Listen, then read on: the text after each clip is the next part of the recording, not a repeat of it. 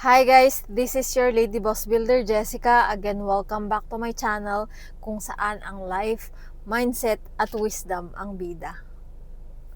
So guys, for today's video, ang pag-uusapan natin is gusto ko lang mag-share kung paano nagwo-work si God sa buhay ko, and with God, everything is possible. Naniniwala ka ba? Comment down below kung naniniwala ka.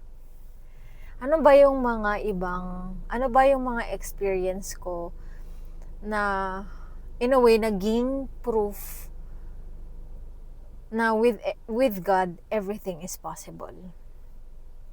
Sa entrepreneur life ko, marami, as in marami. And katulad nito, gusto ko lang i-share sa inyo. And actually, itong moment na to, medyo nagdadaan na naman ako sa imposibleng pangyayari, pero alam ko na with God everything is possible. Kaya lahat ng to, kung ano man yung pinagdadaanan ko, nililift ko ulit sa Kanya. And alam ko sa sarili ko na susuportahan niya ako and lagi niya akong gagabayan. So guys, isa sa mga kwento ko is after ng TP Fair, so lahat busy ganyan, nagkaroon kami ng order. So dahil nagpahinga muna yung human resource ko that time, nagkaroon kami ng orders, as in maraming orders. And ang natira lang nung time na yun is dalawa lang kami. Yung isang pinagkakatiwalaan ko na kasama kong gumagawa. So, nung time na yun, nung biglang dinagsa kami ng orders, binigyan niya ako ng timeline. Yung client, 21 days. And kung iisipin naming maigi, kung dadalawa lang kami nagagawa, hindi namin matatapos yung orders na yun.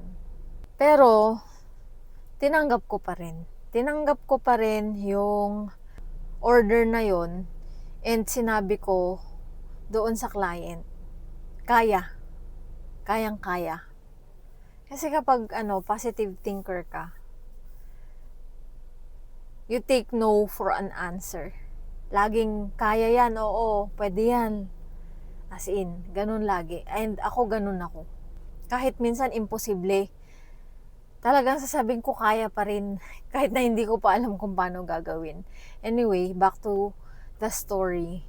So yun na nga, tinake namin yung orders, and parang 3 weeks lang yun.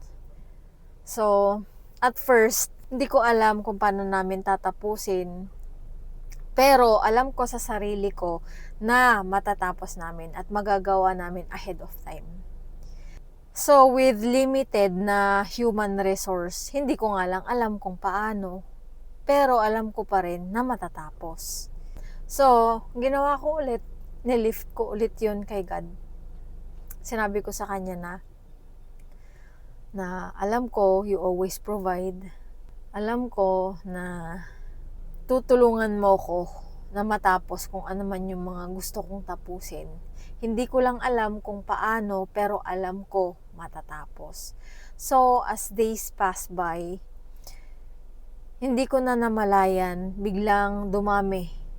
May mga dumating na mga kasama, may mga bago pa. Nirecommend lang sila. Let's say, isa pumunta, tapos nag-recommend siya ng isa. Tapos yung isa na yun, nag-recommend ulit ng isa. Diba? Ang saya. Hanggang sa, to cut the story short, nabuo namin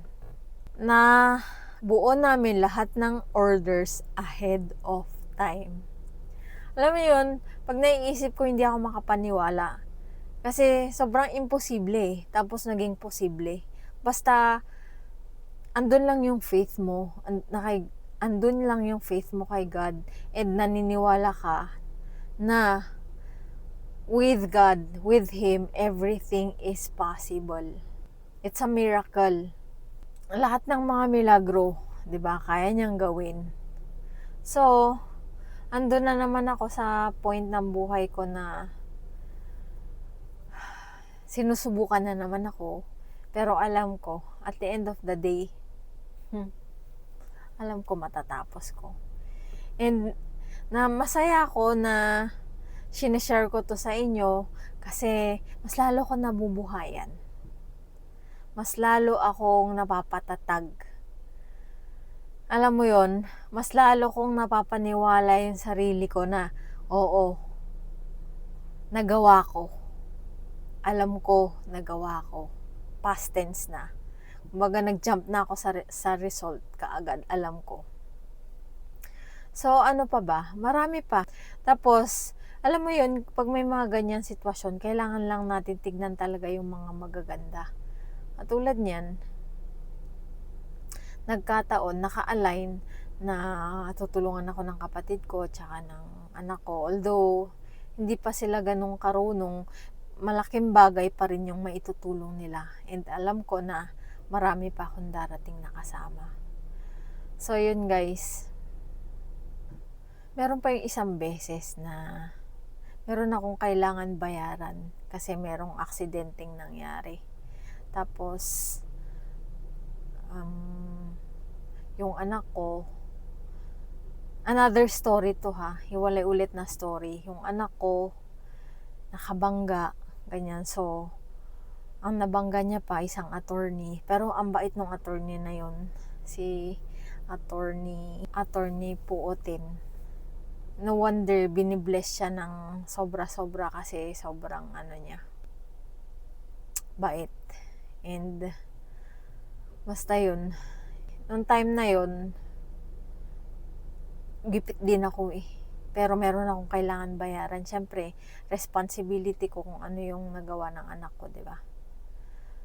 Pero, habang naglalakad ako, nakatingin ako sa langit. And sinasabi ko na, hindi ko alam kung paano ko yung lulusutan, pero alam ko malulusutan ko.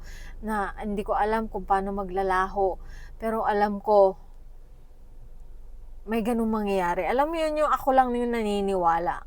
Kung magkukwento ako sa iba, siguro iisipin nila na sisiraan ako ng ulo. Pero nangyari, bigla na lang nawala. Hindi na ako kinontak nung dapat ko nababayaran. As in, nawala na lang bigla. Hindi ko alam kung anong nangyari. Hindi ko na rin inalam. Basta nag-trust na lang ako kay God, na si God ang may gawa nun. Marami pa akong kwento. Actually, marami pang miracles na nangyari sa buhay ko. Kung paano nagwo-work talaga si God sa buhay ko. So, yun guys.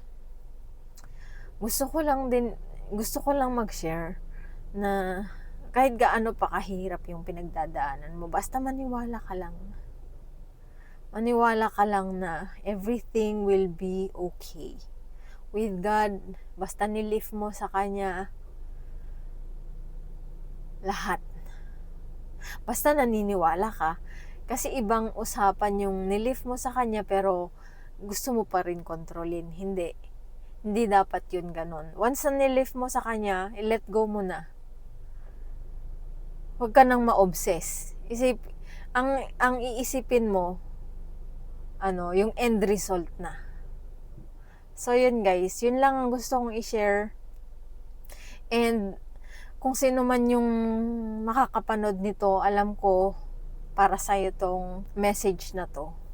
So, I hope guys may natutunan ulit tayo sa short story ko na to, and kung nakapagbigay value sa inyo tong video na to, don't forget to like, share, and subscribe, and click the notification bell button para lagi kayong updated sa mga uploads ko. So I'll see you guys on my next video. Thank you for watching. Bye.